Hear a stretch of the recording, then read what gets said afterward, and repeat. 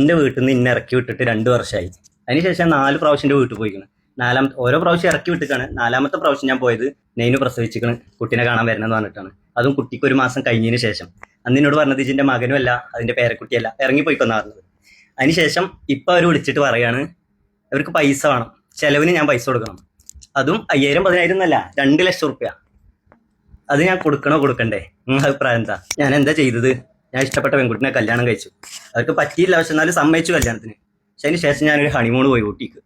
അത് പറ്റിയില്ല, ഇറങ്ങിപ്പോകാൻ പറഞ്ഞു. ഞാൻ ഇറങ്ങിപ്പോന്നു. നമ്മളെ വേണ്ടാത്ത ആൾക്കാർക്ക് എന്തിനാ നമ്മളെ പൈസ അല്ലേ?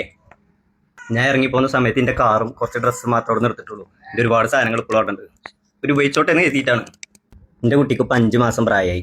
ഇതുവരെ എൻ്റെ കുട്ടീനെ ഒന്ന് കാണാൻ പോലും വന്നിട്ടില്ല. പോട്ടെ, വിളിച്ചിട്ട് സുഖമാണോ അല്ലെങ്കിൽ വേണ്ട ഒരു ഫോട്ടോ അയച്ചു തരുമെന്ന് ചോദിച്ചിട്ട് ഇതുവരെ വിളിച്ചിട്ടില്ല, മെസ്സേജ് അയച്ചിട്ടില്ല. ഞാൻ അങ്ങോട്ട് വിളിച്ചാൽ ഫോൺ എടുക്കില്ല. കുറേ ആൾക്കാർ ബ്ലോക്ക് ചെയ്തിരിക്കണം. അങ്ങനെയുള്ള ആൾക്കാർക്ക് ഇപ്പം നമ്മളെ പൈസ ആവശ്യമുണ്ട്. ചിലവിനുള്ള പൈസയല്ലേ ഞാൻ തരാം, പക്ഷെ 2 ലക്ഷം റുപ്യ നിന്നെ കൊണ്ട് നടന്നു തരില്ല. എന്നെ കൊണ്ട് കഴിയണ രീതിയിൽ ഞാൻ തരും. അത് എന്നും ബിരിയാണി കഴിക്കണം എന്നൊന്നുമില്ലല്ലോ. പക്ഷെ ഞാൻ വീട്ടിൽ കയറുന്ന സമയത്ത് എന്നോട് വീട്ടിൽ നിന്ന് ഇറങ്ങി പോകാനൊന്നും പറയാൻ പാടില്ല. ഇന്ന ഇഷ്ടമില്ലാത്ത ആൾക്കാരുണ്ടെന്നുണ്ടെങ്കിൽ റൂമിൽ കയറി വാതിലടച്ചിരുന്നോട്ടെ. ഞാൻ എനിക്ക് കാണാൻ പുതിയ ആൾക്കാരൊക്കെ കണ്ടിട്ട് ഞാൻ തിരിച്ചു പോരൂലേ? അതല്ലേ നല്ലത്?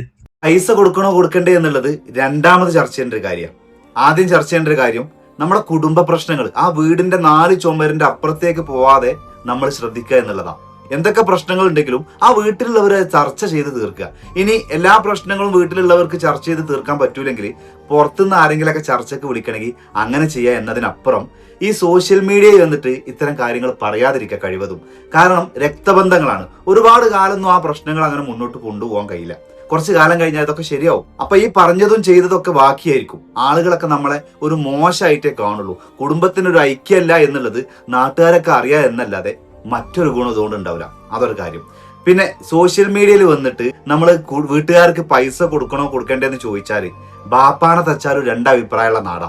ഒന്ന് അയാൾക്ക് 2 കിട്ടൽ അത്യാവശ്യം എന്ന് പറയുന്നവരുണ്ടാവും. ഒന്നുമില്ലെങ്കിൽ അവന്റെ ബാപ്പയല്ലേ, അടിക്കുന്നത് മോശമായി പോയി എന്ന് പറയുന്ന ആൾക്കാരുണ്ടാവും. അതുകൊണ്ട് എന്തൊക്കെയായാലും അവന്റെ ഉപ്പയും ഉമ്മയൊക്കെയല്ലേ, അവൻ ഇത്രയും കാലം വളർത്തി വലുതാക്കിയല്ലേ, അവരെന്ത് തെറ്റ് ചെയ്തിട്ടുണ്ടെങ്കിലും അവർക്ക് പൈസ കൊടുക്കുന്നതിൽ തെറ്റില്ല, പൈസ കൊടുക്കുകയാണ് വേണ്ടത് എന്ന് പറയുന്ന ഒരുപാട് ആളുകളുണ്ടാവും. അതിനേക്കാളേറെ അവനെ പറ്റൂല, അവന്റെ പൈസ പറ്റും, 4 പൈസ കൊടുക്കരുത്, 10ന്റെ പൈസ കൊടുക്കരുത് എന്ന് പറയുന്നവർ ഒരുപാടുണ്ടാവും. അതുകൊണ്ട് എന്റെ പൊന്നു സുഹൃത്തെ, ഇതൊക്കെ തീർത്തും വ്യക്തിപരമായ കാര്യങ്ങളാ. കൊടുക്കാനും റൈറ്റ്സ് ഉണ്ട്, കൊടുക്കാതിരിക്കാനും റൈറ്റ്സ് ഉണ്ട്. പക്ഷെ ഇത്തരം വിഷയങ്ങളൊക്കെ സോഷ്യൽ മീഡിയയിൽ വന്ന് പറയുമ്പോൾ അതൊരു വലിയ ബുദ്ധിമുട്ടാണ്. അതുകൊണ്ട് എന്റെ പൊന്നു സുഹൃത്തെ, ഇത്തരം കാര്യങ്ങളൊക്കെ സോഷ്യൽ മീഡിയയിൽ വന്ന് പറയുമ്പോൾ സമൂഹത്തിൽ നമുക്ക് എന്തെങ്കിലും ഒരു വില ഉണ്ടെങ്കിൽ അതൊക്കെ ഇല്ലാതെ ആവാൻ ഇതൊക്കെ സഹായിക്കും. വല്ലാത്ത അതിലേ